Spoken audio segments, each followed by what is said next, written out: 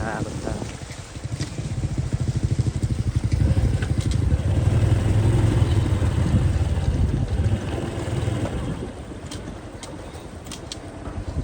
ไปกับข้าว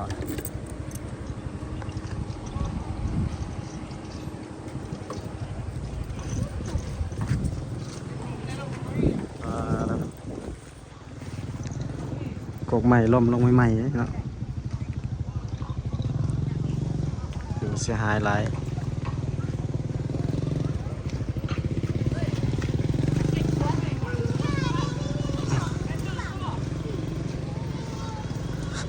นี่รถค่า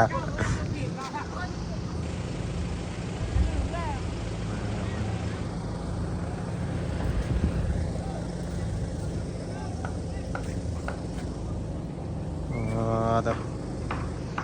ถือว่าเขาตะพังร้ายดีเนาะจนสิคุ้งเพื่อนบาวบิลลี่นะจานนะพี่น้องจนสิคุ้งเพื่อนที่ว่าอนาคตนี่ที่ได้ง่ายออกไปเมื่อไรบานแทนพี่น้องตั้งเพื่อนบ่ได้แต่ต้องได้ง่ายได้ทุบหมดเลยนะนี่เนาะมันบ่ง่ายที่ว่าไปบ่ได้อยู่แต่พุ่นก็มั่งเพื่อนอยู่พี่น้องนะพุ่นก็เสียหายหลายเพราะว่าตะพังอยู่แต่พุ่นนะพี่น้องแต่พุ่นจนแนบเข้ามาพี่เลย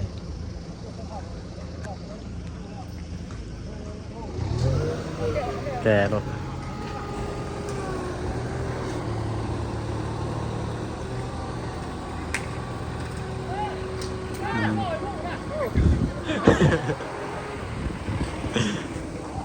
จะเป็นดึงรถเหมือนกันนะครับ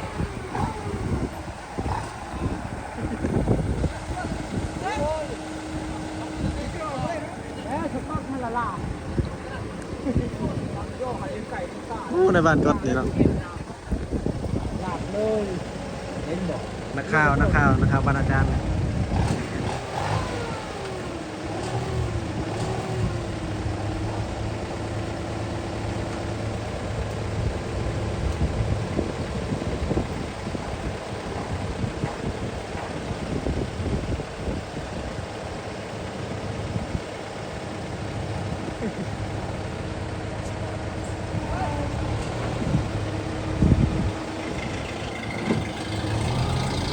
ผมมีโควินค่าแท้แล้วขนาดนั้นมีโควินยังทำนี่โค้ง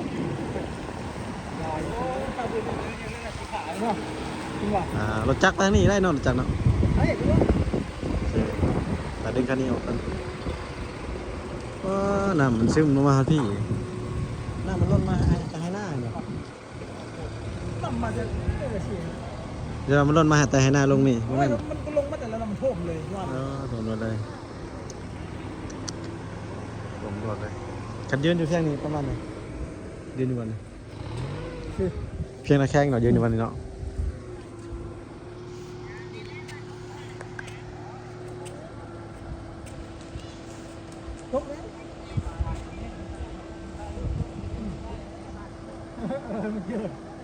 ยังเจือนอยู่เนาะตอนนี้ฮะก็ลงไม้ต้นมะขามเป็นป่ะโอ้ตัวเขาบอกหน่อยมันมีแกนด้วยนี่ตัดเป็นเคียง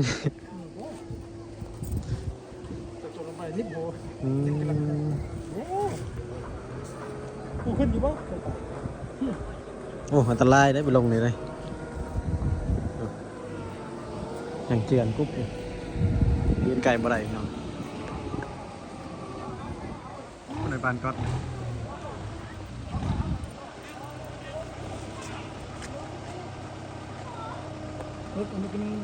ถ้าคันนี้ขึ้นก่อนเอาจับคันนี้ก็ได้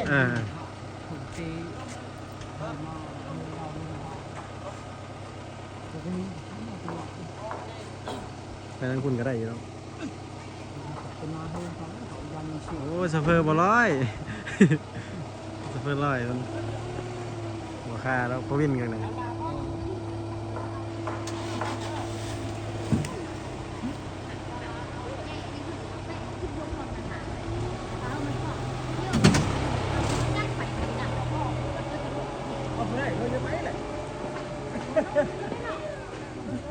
ขึ้นแล้วไปขี่รถไปคุณกับปันเอาไปเลยได้แล้วเลยไปก่อนปันนี่ อ๋อต้องเห็นความเสียหายหลายล้านเลย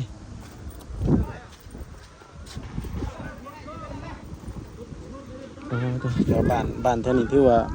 เพิ่นจะมากเมื่อไรแถวนี้เอาไว้เนาะเพิ่นจะทางเมืองทางแคมก็ลงมาติดตามตลอดเลยพี่น้องเนี่ยมาเบิ่งทางนี้ก่อนพี่น้องโอ้น้ำเซ่นะพี่น้องธรรมดาบ้านอาจารย์รู้หมดเลยแถวนี้พี่น้องเลยเพราะว่าน้ำมันเสาะมาทางนี้เด้มันโค้งมาแต่ผมโค้งมาแต่ผมมันโค้งแบบตีโค้งมันต้องเสาะพักเบื้องนี้เนาะพี่น้องเนาะเบื้องนั้นมันแบบบ่เจือนเนาะพี่น้องมันเสาะมาทางพี่โอเคเดี๋ยวเขียวจับไว้มันเป็นหมอบเครื่อง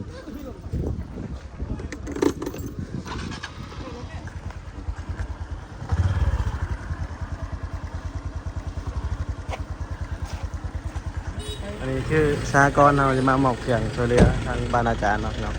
แผนกสหกรณ์บอลเฮาเบียกผิดแต่ก็ให้ก็เลิกเวียกนี่คือทหารหรือว่ากองทัพตำรวจกับทหารมาช่วยเหลือยกเพื่อนย้ายเพื่อนจากแคมป์เซ่มาอยู่ทางในเนาะพี่น้องถ่ายไลฟ์บ่ได้เนาะ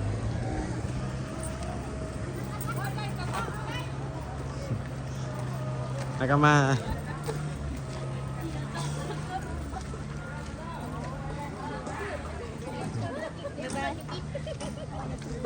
ฮากามา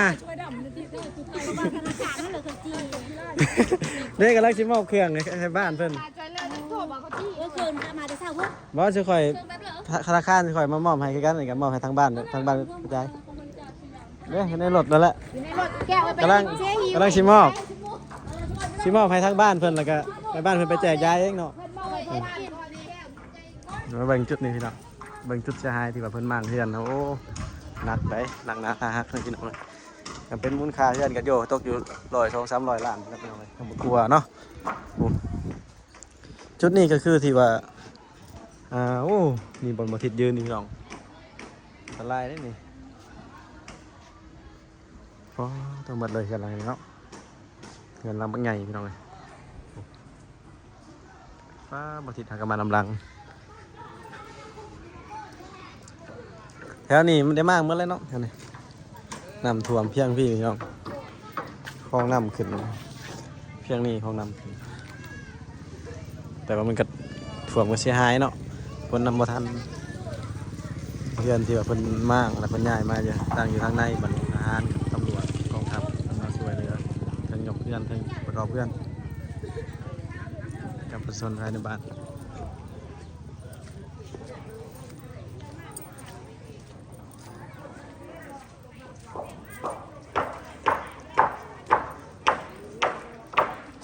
แถวนี้แม่นเสียหายหลายแถวนี้น้ำมันแห้งเขาเห็ดอยู่เห็ดกินตอนหับมาขนาดสีน้ำตอนหับแขกที่ว่ามาเฉลี่ยมาให้กันเนาะ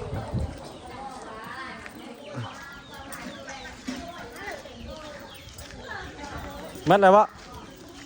มัดละ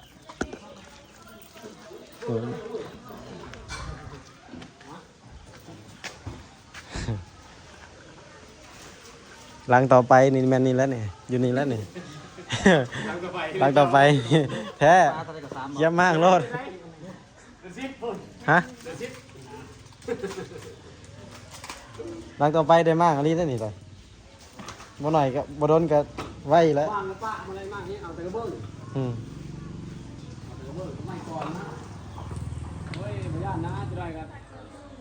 นี่คือเอามอบเครื่องให้ช่วยเหลือเล็กๆน้อยๆทางผู้ประสบภัยภัยน้ำท่วมบ้านอาจารย์เมืองพิมพ์แกงโซนเขตคือสหกรณ์ชิ้นเสียตัวเดินข้ามเงินฝากประหยัดที่มอบเครื่องครับผมมาช่วยเหลือผู้ที่ถือประสบภัยแต่อันนี้เป็นขนาดบ้านต่างหน้าในบ้านเนาะแล้วก็ขนาดที่น้ำบ้านอยู่ในกลุ่มบ้านอะไรหน่อยของบ้านอาจารย์ที่ว่าถึงน้ำท่วมที่ว่าเขาจะลงข่าวเนาะหลายๆช่องโอเคเดี๋ยวกับเบิ่งผลกระทบกันที่น้องเลยนะเอาออกมาแล้วแต่จุดที่ว่าไปเบิ่งตู้เซฟที่ว่าเฮือนอยู่นี่ประมาณ 3-4 หลังคาเนาะที่เป็นใหญ่ออกเพื่อนก็กินข้าวกินน้ำมืดบางคนก็บ่ได้กินฮอดข้าวครับพี่น้อง จุดนี้มีโอกาสลมถล่มอีกเนาะ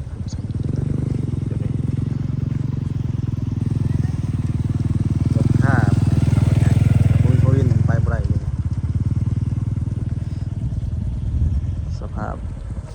อัปเดตหลังน้ำท่วมเนาะท่านผู้ชมน้ำเพียงพี่เลยไปกลับไปพี่น้อง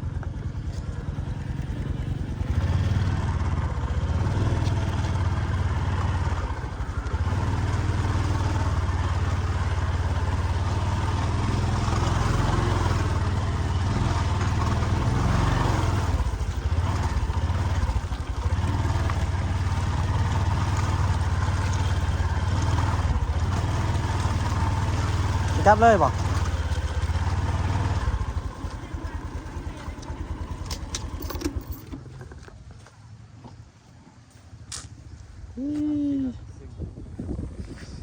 ตัวพี่น้องเลยบ่ทิศ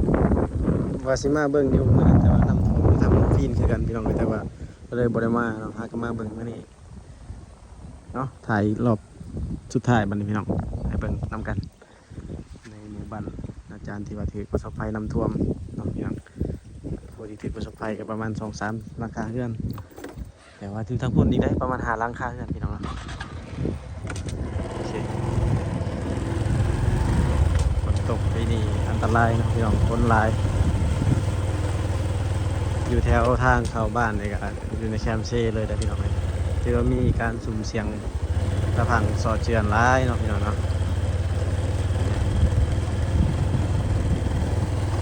เหตุแบบ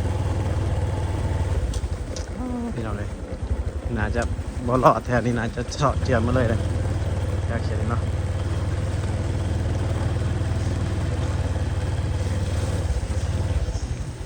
บอลเก่าที่แบบบ้านเบอร์เน็ตก็ถล่มมาเลยเนาะพี่น้องแถวเขียน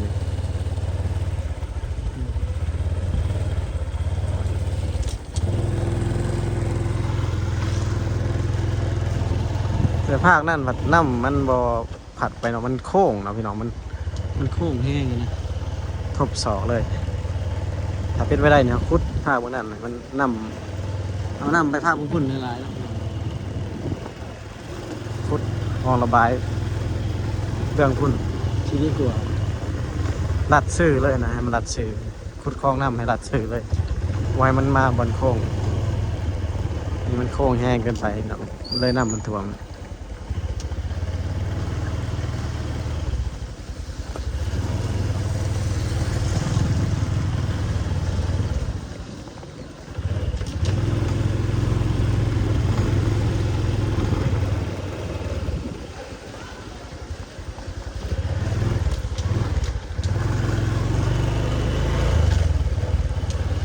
เป็นแบบสีเนาะน้ำนี่เป็นทางออกแล้วพี่น้องเลยออกจากบ้านอาจารย์เลยเนาะ